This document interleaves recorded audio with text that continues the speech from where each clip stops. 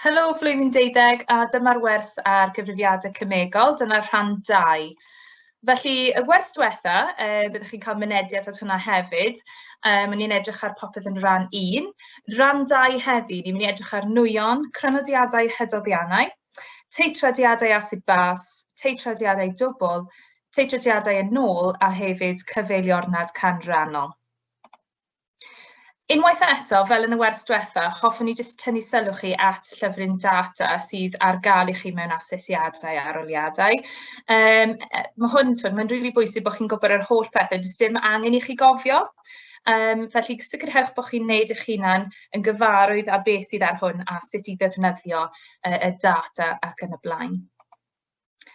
A wedyn, dyma hafaliadau nifer fawr fan hyn, mae'n rhaid i chi gofio. Dim bob un, ond mwy neu lai pob un fan hyn. Cofiwch hefyd, mae angen i chi adnabod yr unedau. Felly mae rai o'r ein heb unedau fan hyn, ond bysyn nhw gyda chi yn eich nodiadau personol. A o ran y wers heddi, dyma'r hafaliadau a chysonion perthnasol. Dyma'r pethau bydd falle angen i chi i fynd nôl at i edrych ar. Felly fi wedi rhoi nhw mewn un sleid fel bod yn digon rwydd i chi i gyfeirio nôl yn weddol gyflym a hefyd i helpu chi falle fel nudge bach o ran beth i ddefnyddio ar gyfer y gyfrifiad. Felly, ni'n mynd i ddechrau gyda nwyon, a mae yna gwahanol fathau o gwestiynau nwyon, gwahanol stael, a mae rhaid i chi adnabod beth yn union mae'r cwestiwn yn gofyn. A dyna ddweud y gwir yw hanner y broblem, achos fi'n siŵr bod chi'n ymarfer, chi'n dysgu pethau fewn gwersi, a chi'n deall beth chi'n neud, ond falle pryd mae'n dod at cwestiwn ffurfiol, chi ddim falle pob amser yn deall beth mae'r cwestiwn yn gofyn. Felly, fi yn awgrymu bod chi'n uwcholeuo darnau o wybodaeth pwysig, fel i fi wedi wneud fan hyn. Felly, dyma'r cwestiwn. Cyfansodden yw xenon treocsid sy'n dadalfennu'n ffrwydrol ar 25 gradd Celsius yn ôl yr hyfaliad canlynol. Cyfrifwch gyfaint y nwy mewn decimetrau cubed sy'n cael ei ryddhau wrth i 1 mol o xenon treocsid ddadalfennu dan yr amodau hyn. Felly, fi wedi uwcholeuo'r pethau sydd yn bwysig. Mae'n rhaid i fi ystyried 1 mol o xenon treocsid i ddechrau, a fi'n sylwi fan hyn ar yr hyfaliad, mae gen i 2 mol i ddechrau. So fi'n dechrau meddwl, mae rhaid fi cadw golwg ar hwn. A hefyd yr amodau, mae'n dweud fan hyn y tymheredd yw 25 gradd Celsius, a mae'n rhoi wybodaeth i chi o ran beth mae 1 mol o unrhyw nwy yn llenwi, sef 24 decimeter cubed. Felly, mae'n rhaid i chi adnabod hynny a beth yw hwnna. Felly, fi'n mynd i roi 30 eiliad bach i weld os gallech chi tynnu'r wybodaeth perthnasol allan a cyfrifo cyfaint ar gyfer y nwy.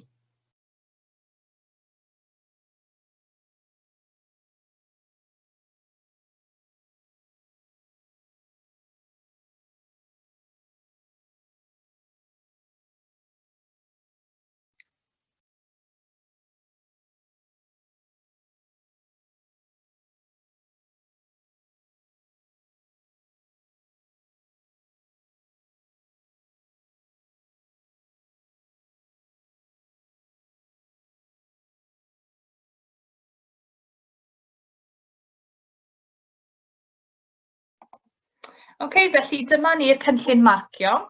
Fel ddwedes i, o'n i'n gwybod bod yr 1 mol o xenon treocsid yn bwysig.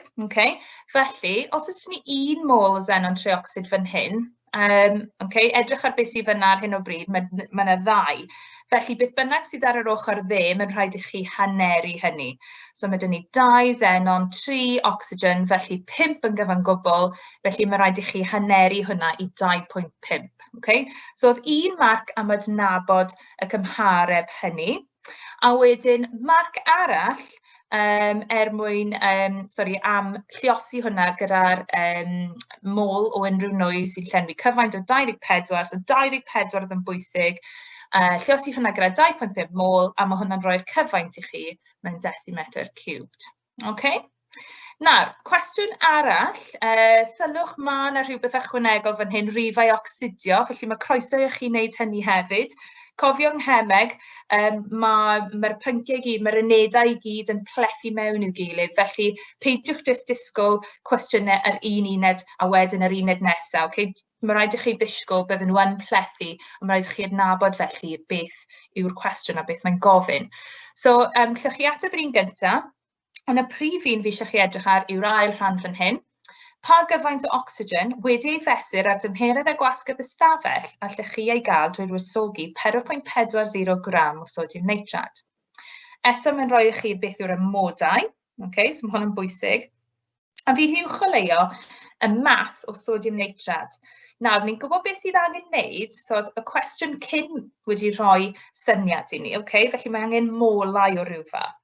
Felly, ydyn ni'n gwybod sut i ddarganfod beth yw'r molau o sodium nitrate gyda'r wybodaeth sydd yn ni fan hyn. Okay? Wedyn, sut bysach chi'n ddefnyddio'r gwerth molau i gyfrifo'r cyfaint o'r ocsigen. Felly, fi'n mynd i roi muned bach i chi i cael tro ar hwn.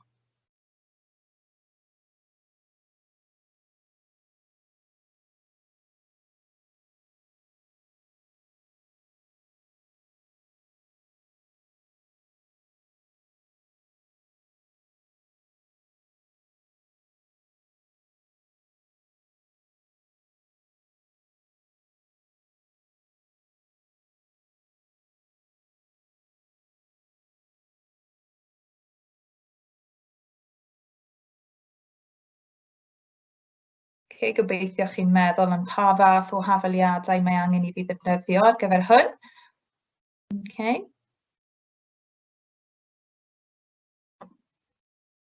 Y mwy o cwestiynau chi'n neud hefyd, chi'n gweld yr un fath o bethau'n dod fyny tro ar ôl tro. Felly, gawn ni weld nawr os ydych chi wedi cyfrifo hwn yn gywir. Felly, dyma ni, so esgusodwch, mae hwn wedi dod syth o'r cynllun marcio am ryw reswm oedd hwn yn Saesneg.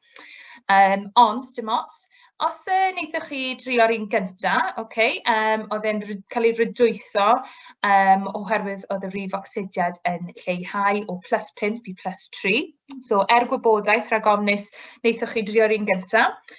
A wedyn, ar gyfer yr ail rhan, y rhan nwyol, cofio nes i sôn am y 4.40 gram o sodium nitrate. So, gallwn ni, wrth gwrs, rannu hwnna efo'r mass molar, neu'r MR, i rhoi nifer o folau o sodium nitrate. Okay? A wedyn, ni'n edrych ar y cymhareb, felly molau sodium nitrate i molau ocsigen, okay? A ni'n gorfod dyblu hynny. A wedyn, lluosi hwnna gyda 24 oherwydd dyna'r amodau a mae hwnna'n rhoi cyfaint yr ocsigen i ni. Okay? Nawr mae gen i cwestiwn arall fan hyn, un ychydig bach yn wahanol, okay? So darllenwch hwn yn ofalus. Un peth fi'n mynd i ddweud yw falle bydd angen i chi ystyried hyfaliad gwahanol o tro yma. So beth ydy'r cwestiwn yn gofyn i chi wneud? Pa wybodaeth sy'n cael ei roi i chi yn y cwestiwn, a fi wedi helpu chi trwy uwcholeuo. Okay? Felly fi'n mynd i roi 2 funed i chi drio hwnna. Mae 4 marc am hwn. Okay? Felly meddyliwch yn ofalus a triwch hwn pob lwc.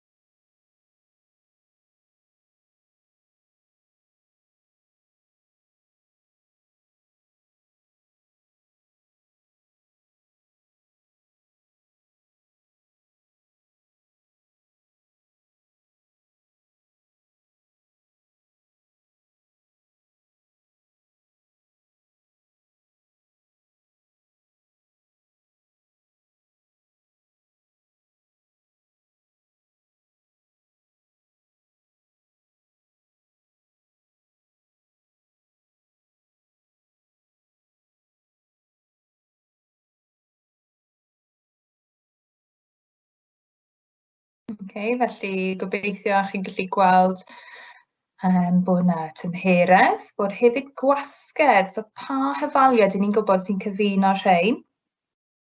Okay. Mae'n gofyn i chi gyfrifo cyfaint. Ydy'r holl bethau yma mewn un hyfaliad i chi'n gallu feddwl am? Gobeithio chi ar y trywydd cywir. Ond os na, jyst cewch nôl, stopiwch y fideo lle chi'n gwneud hwn unwaith eto. Dyw hwn ddim yn broblem. OK, 30 eiliad arall.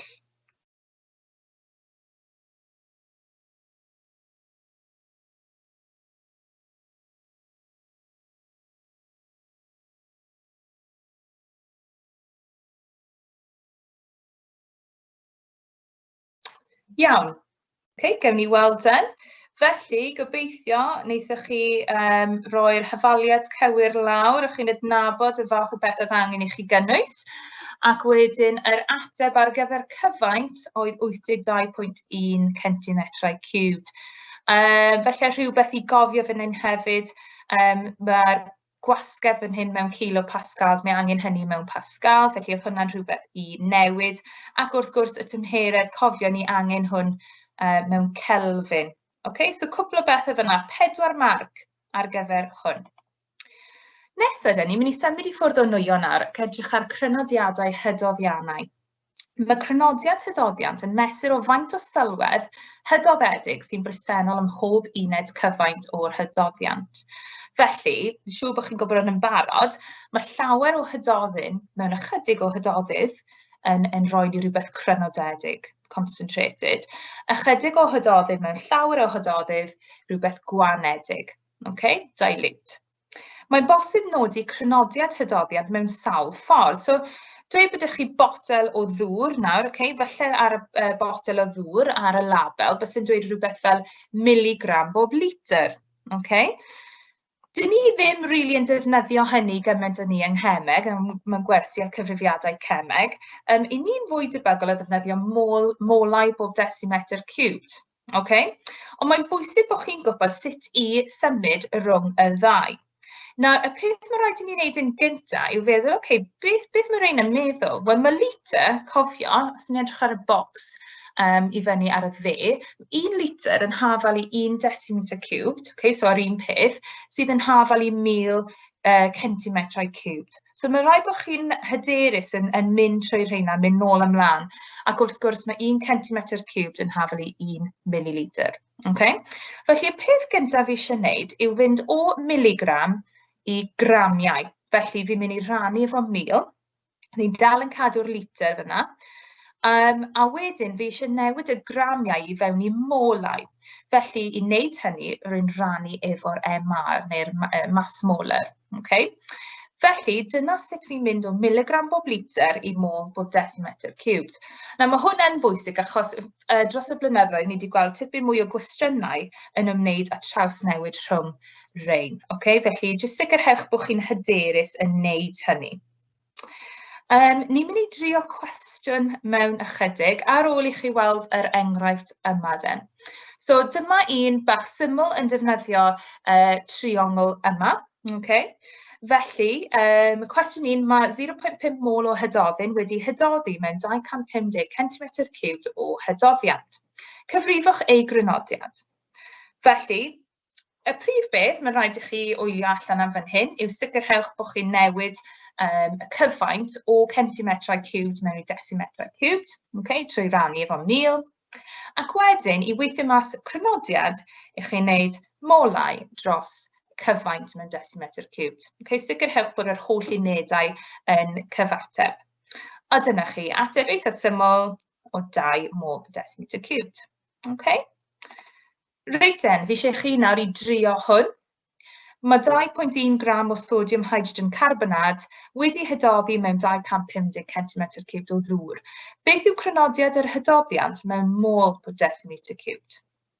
Okay, bant â chi, fi'n mynd i rhoi muned a hanner. Bant â chi.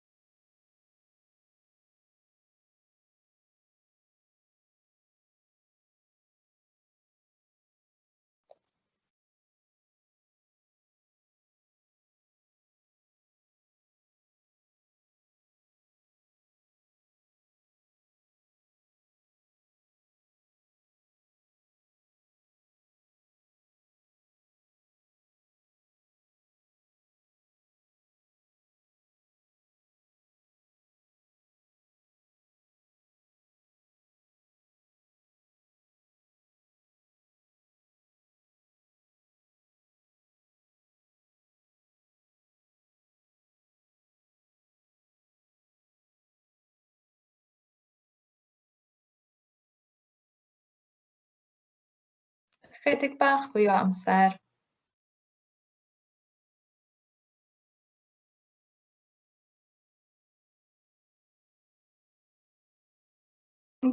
Felly, newn ni edrych ar hwnda'n gyda'n gilydd. Yn gyntaf, ni'n cyfrifo'r mass molar ar gyfer sodium hydrogen carbonate. Wedyn ni'n gallu cyfrifo'r molau wrth gwrs trwy ddefnyddio'r mass a'r mass molar. Rhywbeth i gymryd mewn ystyriaeth cofiwch yw'r cyfaint, cofiwch i drawsnewid hwn mewn i decimetrau cubed, ac wedyn y crynodiad yn olaf yw'r molau wedi rannu efo'r cyfaint mewn decimetr cubed. A dyna ni, eitha syml. Reit, felly, yn tynnu wybodaeth o beth wnaethon ni drafod ychydig o funudau yn ôl, mae rhaid bod chi'n hyderus yn symud rhwng y ddau yma, so gram bob decimeter cubed neu molau bob decimeter cubed. Gallwn ni fynegu crynodiadau mewn gramau y decimeter cube. I drawsnewid rhwng y ddwy uned crynodiad, mae angen defnyddio'r mass fformwla cymharol neu'r MR.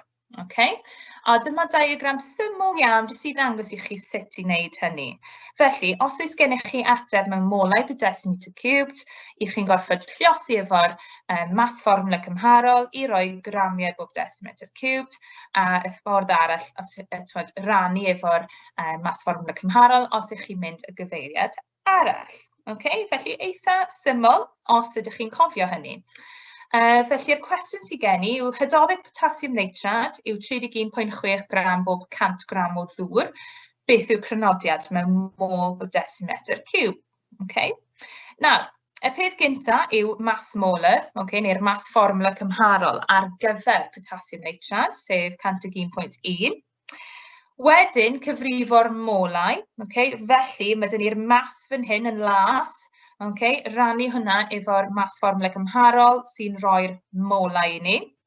Cofiwch i drawsnewid dŵr mewn i decimetrau cubed, a hefyd sylwch, hyd yn oed os mae'n dweud 100 gram o ddŵr, cofiwch mae hwnna'n cyfateb i 100 centimetr cubed.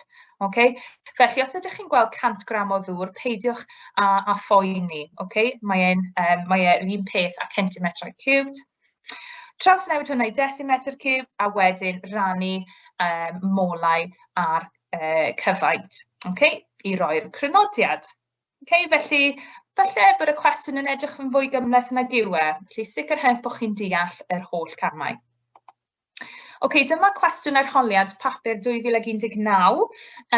Hoffwn i nawr i feddwl am popeth ni wedi gwneud hyd yn hyn yn ystod y wers, a defnyddio'r wybodaeth yna i gyfrifo crynodiad yr eonau magnesiwm mewn molau bob decimeter cube. Bant a chi.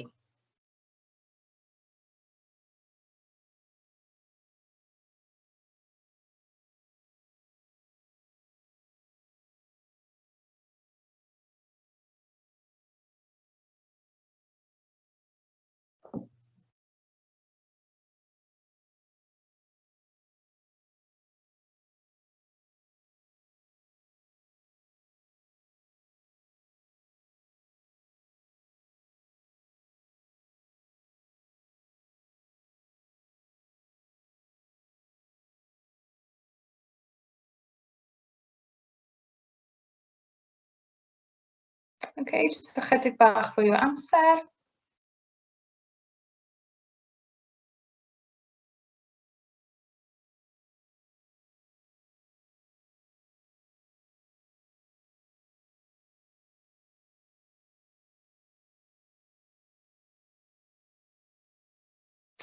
Reit, newn ni edrych i weld os ydych chi wedi cael yr ateb cywir. Felly, dyma'r cynllun marcio. Cofi'n ni'n ddweud hefyd, o'n nhw fel arfer, chi'n gweld miligram bob litr mewn ar bethau fel boteli. Felly, dyma'r fath yna o gwestiwn. So, mae ni miligramau ni'n mynd i drawsnewid i gramiau i ddechrau. So, dyna cam 1. Ac wedyn, os ni'n rannu hynny efo MR ar gyfer magnesiwm, mae'n rhoi ateb i chi wedyn ar gyfer y crynodiad. Felly, dyna ni eitha syml, really, os ydych chi'n cofio yr holl hafaliadau. Reit, nawr ni'n mynd i symud at ran eitha mawr o ran y gyfrifiadau yma, okay? A mae'r cwestiynau sydd o fewn asesiadau ac aroliadau yn eitha hir. Okay? Felly, newn ni drio i fynd trwy gymaint â phosib yn ystod y wers. Yn gynta, mae yna dri fath. So, teitradiadau asid bas, teitradiadau dwbl a teitradiadau yn ôl. Okay? Felly, ar gyfer yr un asid bas, beth ni'n edrych ar fan hyn yw falle teitradiad rhwng asid ac alkali. Okay? A pwrpas yw i gyfrifo crynodiad neu lle'r asid neu'r alkali. Okay? Wedyn, teitradiadau dwbl, wel, mae hwn yn ymwneud â gymysgedd. So, falle bydych chi, fel yn yr enghraifft sydd gen i fan hyn, gymysgedd o fasau o fewn un botel, un flasg safonol. Enghraifft, sodium hydroxide a sodium carbonat. Fyswn ni hefyd yn y fath yma o deitradiad yn defnyddio dau dangosydd, okay? A hefyd y pwrpas fydd cyfrifo crynodiadau'r ddau fath. Okay? Ac wedyn teitradiadau nôl, byse hwn falle yn gallu bod yn rhywbeth fel cyfrifo canran calsiwm carbonat mewn sampl o galchfaen.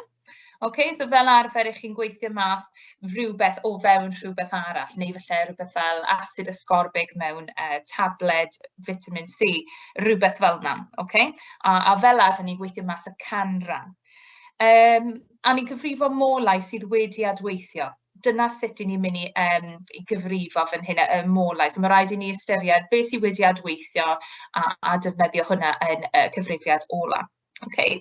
Felly, un o'r pethau nes i ddweud yw, hanner y broblem yw adnabod y fath o gwestiwn a beth yn union mae'n rhaid i chi wneud. Ac os ydych chi'n meddwl, okay, mae hwn yn teitradiad dwbl, okay, fi'n gwybod beth yw pwrpas hwn a beth mae'n rhaid i fi i wneud a'r holl camau. Okay, so mae hwnna'n bwysig. So, newn ni ddechrau gyda teitradiad asid bas. Okay? So, mewn teitradiad asid bas, ni'n mesur yn manwl gywir gyfeintiau hydoddiant asidig a hydoddiant basig sy'n adweithio. A wedyn, beth ni'n gwneud yw edrych ar y cymarebau stoiciometrig rhwng yr hydoddiannau mwyn ddod o hyd i'r crynodiad sydd ar goll. Okay? A falle bydd hwnna'n, falle bydd rhaid i ni gyfrifo crynodiad yr asid neu y bas neu'r alkali yn dibynnu ar y fath o gwestiwn. Okay, felly, dyma cwestiwn fan hyn gen i nawr. Cafodd sampl 25 cm3 o sodium hydroxide dyfrllyd ei niwtralu yn union gan 21 cm3 o asid sulfwrig a chrynodiad 0.150 mol bob decimetr cwb. Cyfrifwch grynodiad yr hydoddiant sodium hydroxide mewn, a unwaith eto, fath yma gwestiwn ni'n gweld, mae rhaid ni cyfrifo fe mewn molau bob decimetr cwb a gramiau bob decimetr cwb. Ac erbyn nawr, yn y wers, gobeithio, chi'n meddwl, okay, fi'n gwybod sut i wneud hwnna, okay, a dyw e ddim yn broblem bellach. Felly, bantech chi, fi'n mynd i roi 2 funed i chi drio hwn.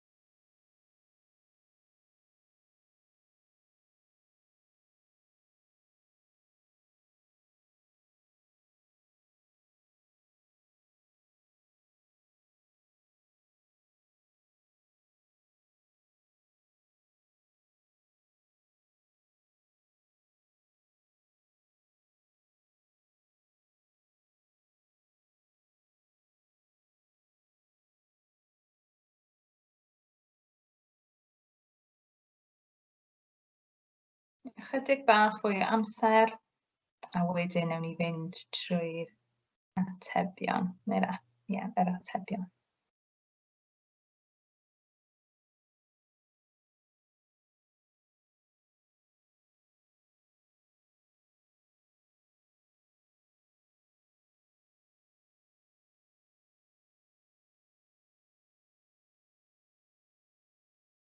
OK then, felly os oes angen mwy o amser wrth gwrs mewn unrhyw un o'r rhain, cofiwch i lle chi stopio'r fideo a wedyn lle chi gael fwy o amser wneud hynny, ond am nawr newn ni symud ymlaen.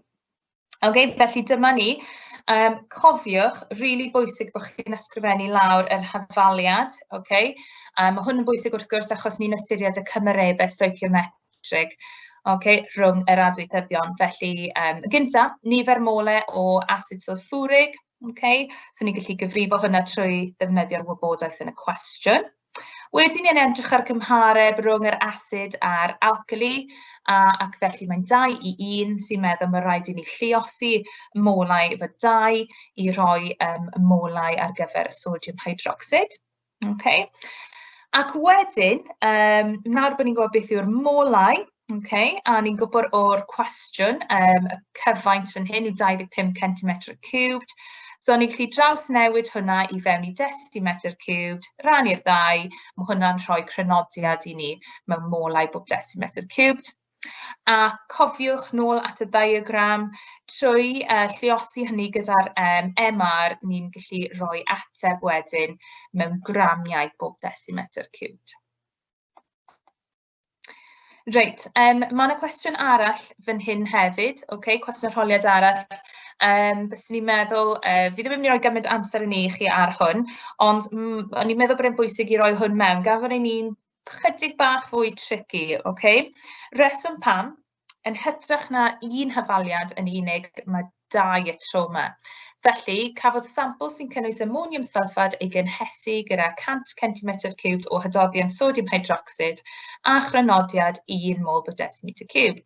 Ar ôl i'r holl ammonia cael ei gynhyrchu, cafodd y gormodedd o hydodion sodium hydroxide ei niwtralu gan 50 cm3 o asid hydroclorig a chrynodiad 0.85 mol per decimetr3. Pa fath o ammonium sulfad oedd yn y sampl? Felly, fi'n mynd i rhoi muned neu 2 fan hyn, okay? A falle bydd angen i chi stopio'r fideo wrth i chi wylio hwn nôl rhywbryd arall. Bant â chi.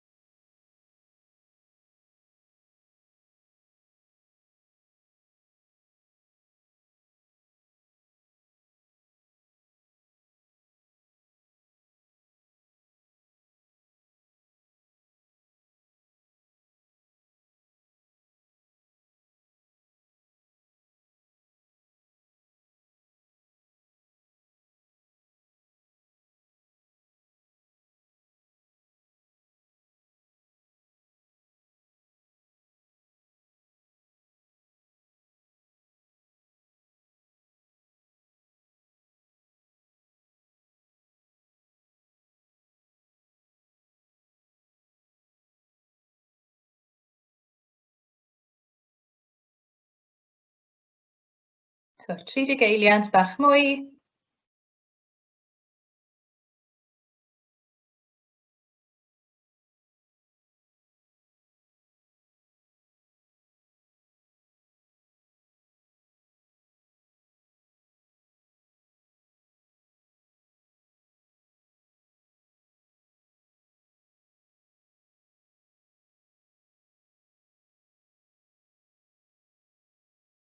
Cofiwch hefyd, fideo choleuo sawl peth mhob un o'r cwestiynau yma. Byswn i'n awgrymu bod chi'n defnyddio uwcholeuwr yn aml i dynnu wybodaeth pwysig allan o gwestiwn. Okay, achos cofio mae rai gwestiynau mynd dros sawl tudalen, felly pryd ydych chi fynd nôl ymlaen, byddai'n fwy glir i chi wedyn, lle chi weld y wybodaeth pwysig yn syth. Okay, felly dyma ni, chydig bach fwy i wneud ar gyfer y cwestiwn yma. Y peth gyntaf i wneud yw'r cyfrifo'r molau o'r asid, a trwy wneud hynny gan ddefnyddio'r wybodaeth yn y cwestiwn. Wedyn edrych ar y gymhareb rhwng yr asid a'r sodium hydroxide, sef 1 i 1, felly yr un ateb molau felly ar gyfer y sodium hydroxide. Wedyn edrych ar nifer y molau sodium hydroxide sydd wedi adweithio ar ammonium sulfate. So ni'n defnyddio'r wybodaeth o'r cwestiwn y tro yma. So, swm dechreuol y sodium hydroxide, so ni'n 1 lluosig gyda 100 dros 1000, so cofio i newid y cyfaint fyna, a mae hwnna'n rhoi ateb i ni ar gyfer molau. A wedyn, dyma'r rhan pwysig, nifer y molau o sodium hydroxide sydd wedi ei defnyddio yn yr adwaith, ni'n gorfod tynnu'r atebion yma, y ddau ateb molau ar gyfer sodium hydroxide i ffwrdd ei gilydd, a mae hwnna'n rhoi ateb ar gyfer y molau sydd wedi ei defnyddio yn yr adwaith.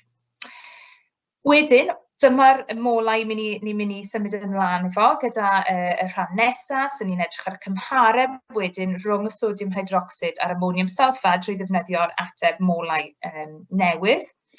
Llwch chi weld, mae'r gymhareb yn 1 i 2, ac wedyn i gyfrifo'r mas yn olaf, chi'n ddefnyddio'r molau, lluosi efo'r MR, a mae hynny wedyn yn rhoi chi masif 3.80 gram.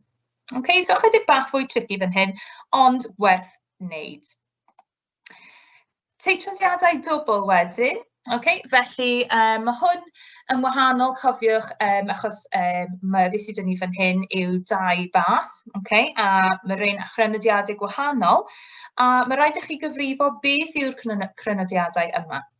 So beth ni'n neud yw ni'n defnyddio ddangosyddion 2, fel arfer phenolphthalein a methylorin, a mae rhain newid lliw ar pH gwahanol, fel sydd wedi nodi fan hyn.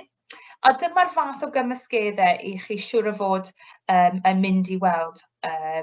So dyna ni sodium hydroxide, sodium carbonate, neu sodium carbonate a sodium hydrogen carbonate. Dyna'r prif enghreifftiau. Felly, jyst i siarad chi trwy un o'r rhain, mae tipyn o wybodaeth fan hyn, fel ddwedais i, a wrth gwrs y peth gorau i wneud yw i weld hwn yn ymarferol, i drio hwn yn ymarferol, pryd ych chi'n gallu. Ond os na, mae yna ddigon o fideos hefyd yn ddangos sut i wneud yr arbrawf. Nawr, yn gyntaf, cael sodium hydroxide yn niwtralu gan yr asid yn ôl yr hyfaliad yma. So mae yna un hyfaliad ar gyfer niwtraliad sodium hydroxide, a wedyn mae sodium carbonate sydd hefyd yn y gymysgedd, cofiwch, yn cael ei niwtralu gan yr asid yn ôl yr hafaliadau yma. Felly gallwch chi weld mae yna 3 hyfaliad pwysig fan hyn.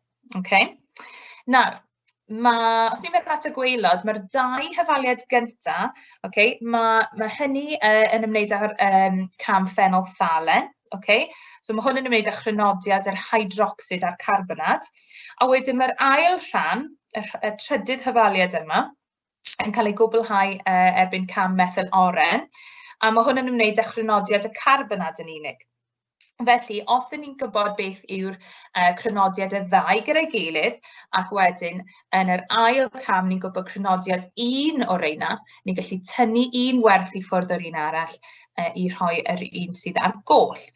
Falle bod hwnna'n swnio bach yn confusing, felly beth fi'n mynd i wneud yw edrych ar cwestiwn, edrych ar rifau, ac falle bydd hwnna o helpu chi. Felly, os ni'n edrych ar cwbl o rein, so mae dyn ni gymysgedd o sodium hydroxide a sodium carbonate. Mae'r rifau pwysig, mae'n dweud faint beth yw'r cyfaint, beth yw'r cynodiadau ac ati, bod ni'n defnyddio 22 cm3 o asid yn y cam gyntaf, achos gyda un ddangosydd, ni'n defnyddio 22 cm3 o asid, ar gyfer yr ail ran, ni'n defnyddio 8.25, so mae hwnna'n bwysig. Ni'n gwybod beth yw'r hafaliadau, ac wedyn, pryd ni'n mynd i wneud y gyfrifiad, fi'n mynd i siarad chi trwy hwn, a gobeithio bydde'n fwy glir. So, o ran y gyfrifiad, y cam gyntaf yw i edrych ar yr asid ych chi'n ychwanegu i ddechrau, sef 22 cm3. Ni'n gallu ddefnyddio hwnna i weithio mas molau, ac yn ôl yr hafaliadau, Okay? Oherwydd gymhareb 1 i 1, mae hwn hefyd, mae'r un werth molau ar gyfer yr ionau hydroxyd a carbonat. Okay? A dyna y ddau gyda'i gilydd. So y gwerth fyna sydd yn goch, dyna chi molau y ddau gyda'i gilydd. Nawr, wrth i ni symud ymlaen, ni'n gweithio mas beth yw'r molau ar gyfer yr ail gyfaint o asid. Okay, so mae hwnna'n rhoi gwerth gwahanol i ni. Ond cofiwch, mae hwnna yn hafal o ran cymhareb i hydrogen carbonad a'r carbonad. Felly, ni nawr yn gwybod beth yw'r molau y carbonad, sef beth sydd yn las. So ni'n gwybod beth yw molau carbonad sy'n las, ac yn goch mae'n rhoi beth yw molau y ddau yn y gybysgedd i ni. Felly, i weithio mas molau'r hydroxyd, ni'n tynnu un i ffwrdd o'r un arall. Okay? A mae'n eitha syml pryd ydych chi'n torri e lawr mewn i camau clir fel hyn. Felly, os ydych chi'n gwneud cwestiwn tebyg i hwn, cer nôl, edrychwch ar hwn, cer trwy'r camau unwaith eto, a mae rhaid i chi ddeall pam ydych chi'n gwneud yr holl camau yma. Os nad ydych chi'n deall y cyfrifiad a beth ydych chi'n gwneud, chi byth yn mynd i ddeall y fath yma o gwestiwn.